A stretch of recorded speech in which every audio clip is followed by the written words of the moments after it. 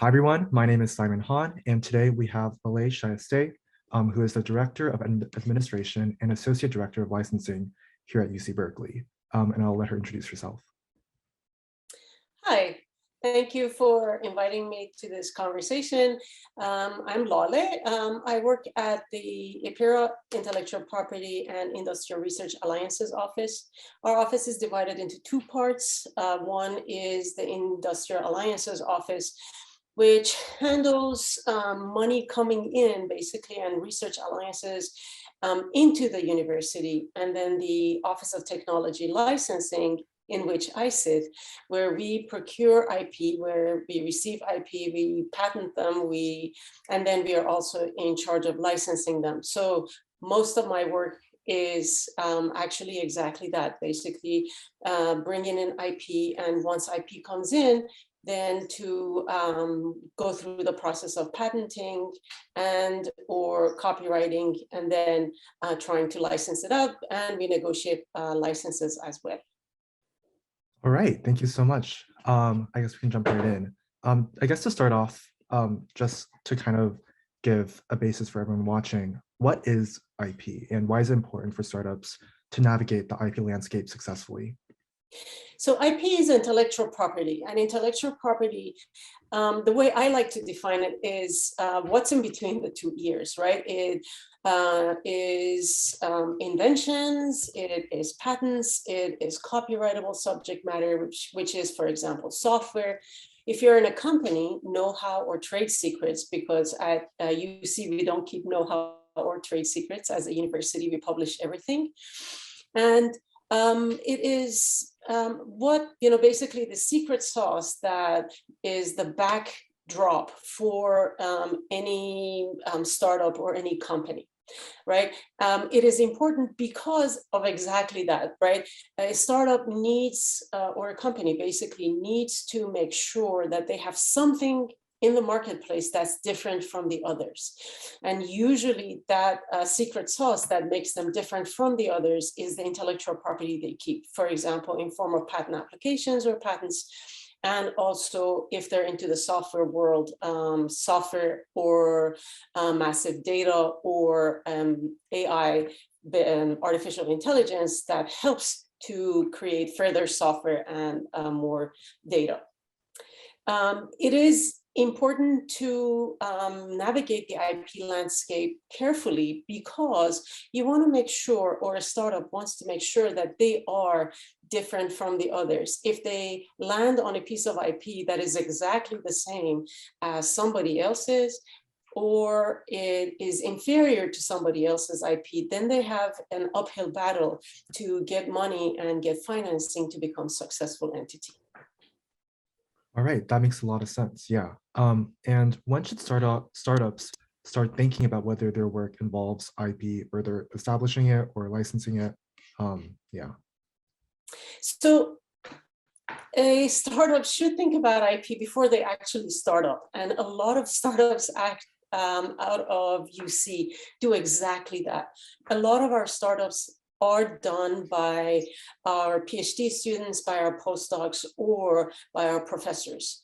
And they know the IP that's coming out of a laboratory, and they're the ones who approach us first. They're the ones who approach us, our office, to, for example, put a patent behind the IP, or make sure that we keep the software confidential instead of releasing it to the public. And they're the ones then who come to negotiate with us to take the IP, to license, to get rights to that IP in different steps, and then ultimately to license that IP out of the university. So I cannot ask enough that anybody who wants to make a startup, that they should really think about the IP that goes into that startup from the get-go. Most VCs, venture capitals, always look for any piece of IP that separates the startup from all others in their particular universe or space. Mm-hmm. Okay, that makes a lot of sense. And how would startups license IP from UC Berkeley or the UC system? What's the process like? Yeah. So the best thing to do, right? the number one thing is they already know, usually the startups, like I said, because they haven't started up yet, they already know who is handling the IP or who to approach. If they don't, right, if they're a startup that is not university based, that is from outside of university, what we do when we do receive disclosures is we put a non-confidential copy of the disclosure on our website. And those non-confidential copies actually do have links to the person who is managing that piece of IP. For example, if it's me or if it's somebody else, right? And if they click the link, it immediately comes to the person who is managing the IP. And so the first thing to do is to start the process, is have a conversation with us. Let us know what it is you want or what it is the startup wants, and what is their vision for their startup, what it is they want to do. And let's get a conversation going so we understand better about the startup and the startup also understands about us. Yeah, okay. And what is the difference between letters of intent, option agreements, and licensing agreements? These are terms that we've heard sometimes, and I think a lot of our audience would like some clarification. So if we're talking about startups, which I think what we're talking about today, right? Which I believe what we're talking about today. Yeah.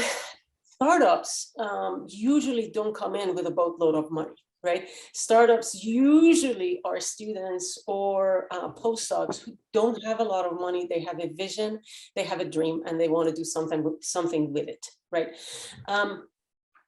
Or a startup has a huge amount of money to start with. I don't, you know, so if, and then once they approach us, if they don't have a very clear vision of what their market is going to look like, or how they're going to be able to commercialize, or how successful they will be in commercializing their technology, there are different steps, right, that they can take, and different agreements that go with it.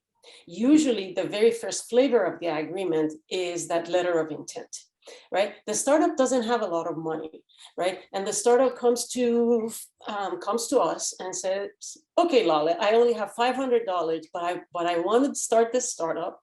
I would like to have a claim onto this piece of IP. Can you hold it for me for a little while? So a letter of intent is just a one-page agreement, very simple agreement that sets out the terms. Okay, startup, you can have this piece of IP, kick the tires on it for a period of time, let's say for 6 months or so, for a year.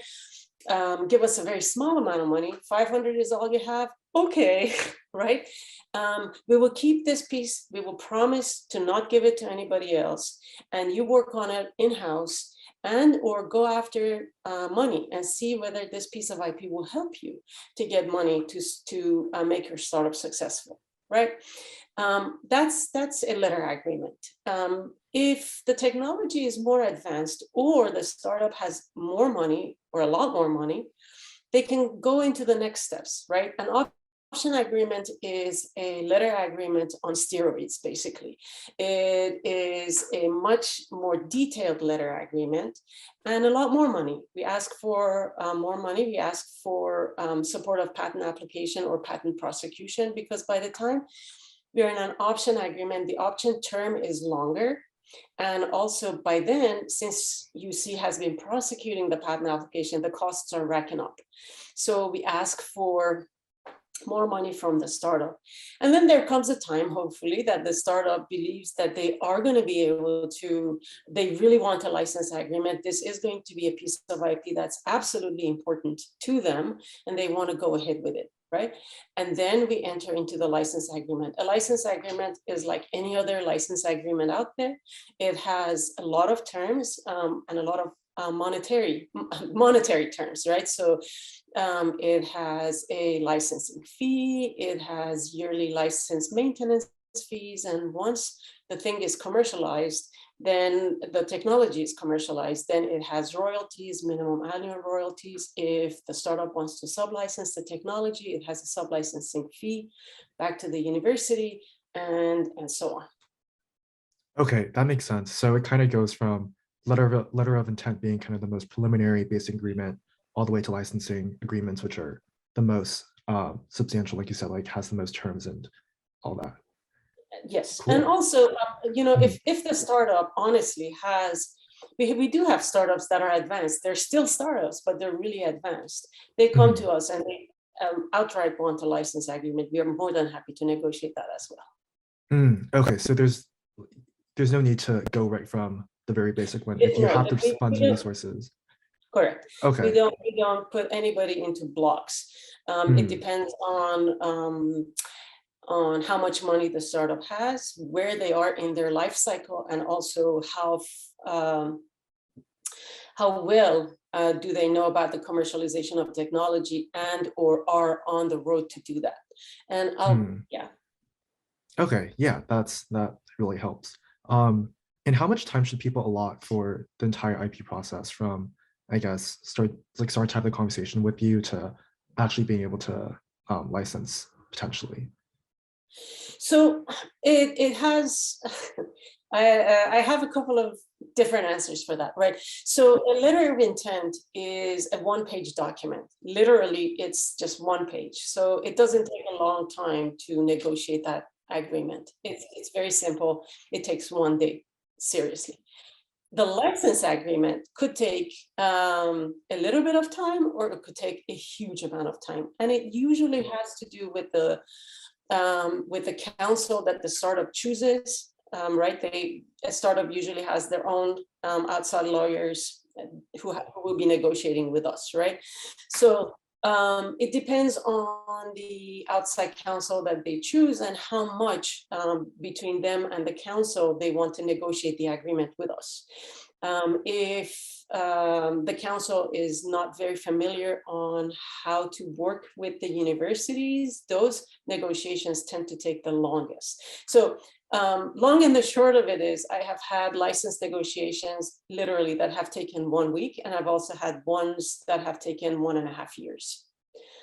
So I cannot give a definitive answer. It's not the slowness is not a function of what we do. It is a function of the negotiations that will go on, depending on what the parties really want. So there's a lot of factors that Yeah, end up getting involved in and yeah, how long. That yeah. makes sense. Our job is Mhm. to make sure that we are keeping universities' interests and also our inventors' interests intact, right? Mhm. And then the startup probably doesn't have that as their number one priority. So Mhm. it's a lot of back and forth. Yeah, that makes total sense. And you kind of touched on this earlier, but generally, what is the cost for, I guess, IP licensing at Berkeley? And do you know what the typical costs are compared with like other places? So that's a question that doesn't have an answer, a definitive answer. Mm, So okay. and I'll tell you, and I'll say the reasons why. Number one reason is if we deal with many different technologies. Each technology has its own cost, right?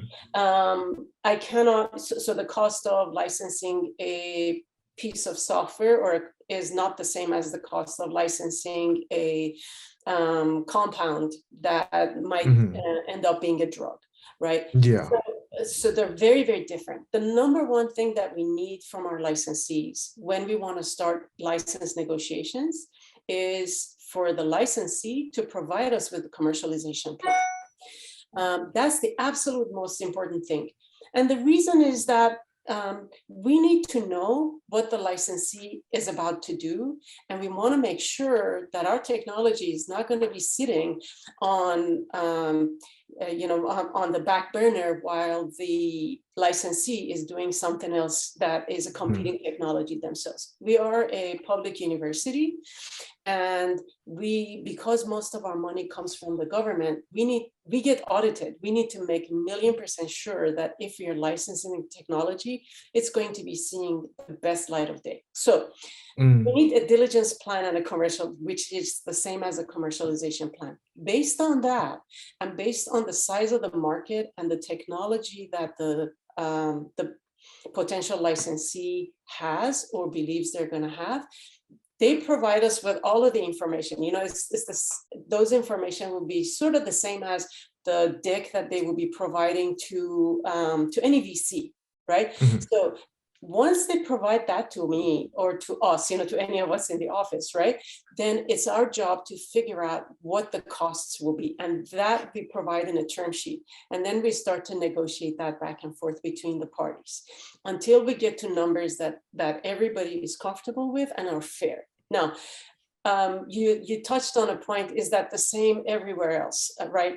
So our numbers are completely in line with the same or similar technologies that are being licensed out of all the other universities. So let's say if you have a battery technology, the numbers that I will provide to you would be almost equal to anybody else, any other battery technology that has been coming out of a university around the US going to a startup. And we tend to be very kind to our startups also. If we have a startup coming in versus a massive company coming in, we try as much as we can to be soft and provide the technology to the startup. All right, that makes a lot of sense. And to wrap up this interview, what advice do you have for startups who are trying to go through the IP process? Start talking with us very, very early on. Mhm. And get to know us so we can go through the process together. And if you know the technology it is that you want to license out of the university, get together with us. We are easy to get along with, and we can help you. So together we can get to the best terms possible to make us successful and also to make the licensing successful. All right. Well, I think that is a great note to end on. Thank you so much, Laleh, for being here and spending your time with us. Yeah. Awesome. Thank you.